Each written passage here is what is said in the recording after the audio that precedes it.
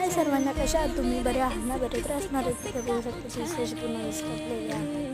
आणि इथे तुम्ही ब्रेसलेट बघत असाल. ब्रेसलेट मी स्वतः केलेला आहे. इथे ब्लॅक मणी आणि गोल्डन मणी आणि मध्ये इकडे लाईज घातलं आहे. आणि हे प्युअर धाग्याचं बनवलेलं आहे. घरगुती होममेड ब्रेसलेट आहे हे. आणि खूप सुंदर निसर्गरम्य वातावरण कोकणातलं, म्हणजेच ते चिपळूणातलं बघू शकता.